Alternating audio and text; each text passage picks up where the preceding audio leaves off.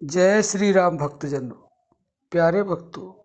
बिस्तर पर लेटे लेटे परमात्मा से इस तरह बात करें।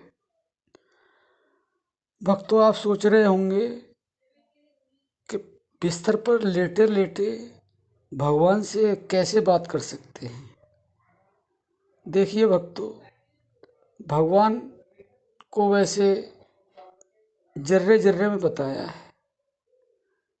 संतों ने बड़ा स्पष्ट लिख दिया है कि जर्रे जर्रे में झांकी भगवान की, किसी सूझ वाली आंख ने पहचान की। उसको जर्रे जर्रे में, कण कण में बताया है जो भगवान है।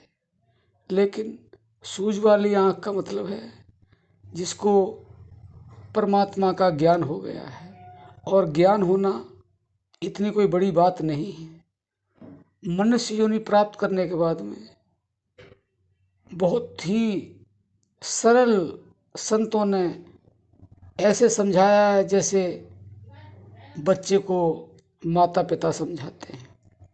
महापुरुष संत रात दिन यह कार्य कर रहे हैं और करते रहेंगे। उन्होंने स्पष्ट लिख दिया है कि परमात्मा कहाँ है। घट में है सूझे नहीं, लानत ऐसी जिंद, तुलसिया संसार को होयो मोतिया बंद। हर एक के घट में है वो, बाहर तो है ही। बाहर तो उसको देख पाना, महसूस करना बड़ा मुश्किल है, लेकिन मनुष्य शरीर पाने के बाद में अपने अंदर उसको ढूंढ पाना कोई मुश्किल कार्य नहीं है, क्योंकि वह एक पल में प्राप्त होता है।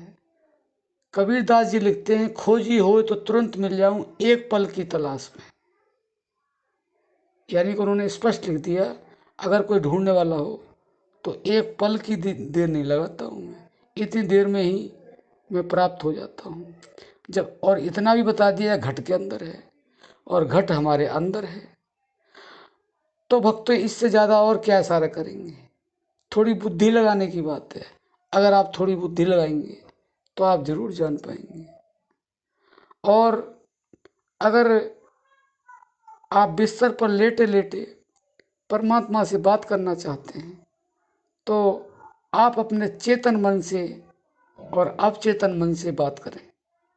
चेतन मन आपको नजर आता है और महसूस भी होता है। कहीं जाना है, कुछ खाना है, कुछ लेना है, कुछ देना है, कुछ भूलना है, कुछ देखना है, कुछ सुनना है। यह सब चेतन मन का कार्य है। लेकिन अवचेतन मन यानी कि परमात्मा, वह उसके साथ ही जुड़ा रहता है, लेकिन वह बहुत ही कम आपसे बातचीत करता है। और केवल आपसे ही नहीं, जो भगवान के भक्त नहीं है वह अवचेतन मन, भगवान उनसे भी बात करता है, लेकिन उनको भाषा समझ नहीं आती है, क्योंकि उन्होंने भक्ति में कदम रखा नहीं है। और जो भक्ति में कदम रखते हैं, नाम जब ध्यान करते हैं, तो वास्तव में ही परमात्मा से आपकी लेटे लेटे बात बड़ी आसानी से होती है। आपके अंदर, आप इसको इस तरह से समझ लें, आपके अंदर कोई विचार आता है, कोई प्रश्न आता है, तो आप अपने चेतन मन को अवचेतन मन के पास, यानी कि उस चेतन मन से गहराई में विचार करेंगे। क्योंकि ऊपर चेतन मन है, उसके नीचे अवचेतन मन है। ऊपर आत्मा है, नीचे परमात्मा है। तो अगर आप बारीकी से विचार करेंगे तो आपको अवश्य उसका जवाब मिलेगा। और संत ज़्यादातर जो भक्त होते हैं वह लेटे लेटे ही आनंद में जो भी उनके अंदर प्रश्न आते हैं उनके उत्तर वह खोजते रहते हैं, और अवचेतन मन के द्वारा उनको उत्तर मिलते रहते हैं। परमात्मा यानी कि चेतन मन जब विचार करता है, जब प्रश्न करता है, तो अवचेतन मन उसका उत्तर देता है। और इस तरह के उत्तर देता है अवचेतन मन कि आपकी तसल्ली हो जाती है, आपका मन ठहर जाता है, और मन स्वयं ही कहता है कि यह बिल्कुल पूर्ण सत्य है। ये जो मुझे उत्तर मिला है इससे मेरी संतुष्टि हुई है। और वास्तव में ही ऐसा होता है। संतों ने बहुत प्रकार से समझाया है, और बहुत भक्त इस तरह के हैं जो लेटे लेटे भगवान से बातचीत करते हैं। आप चेतन मन से बात करना, भगवान से ही बात करना है। तो भक्तों, अगर आप भक्ति मार्ग में उतर गए हैं तो आप अवश्य लेटे लेटे अपने मन के अंदर अध्यात्म प्रश्न से अध्यात्म उत्तर पा सकते हो। अध्यात्म प्रश्न का अंदर से उत्तर मिलना ही परमात्मा से बातचीत है। तो आप जब चाहें तब लेटे लेटे अपने बिस्तर में ही भगवान से, परमात्मा से बातचीत कर सकते हैं। और समझदार के लिए इशारा ही काफ़ी होता है। और संतों ने केवल इशारा ही किया है कि नाम क्या है और उसका धाम क्या है। वैसे तो लिखने को तो यह भी लिख दिया कि नाम धाम दो एक हैं, नाम और नामी एक, वाचक वाच अभेद है, यही नाम की टेक। नाम और धाम दो नहीं है, दोनों एक ही है। नाम और नामी भी वही एक ही है। केवल सुनने में और बोलने में भी कोई फर्क नहीं, लेकिन ये हमारी समझ है। क्योंकि हम नदी के किनारे बैठ जाते हैं, नहाने का आनंद नहीं प्राप्त करते।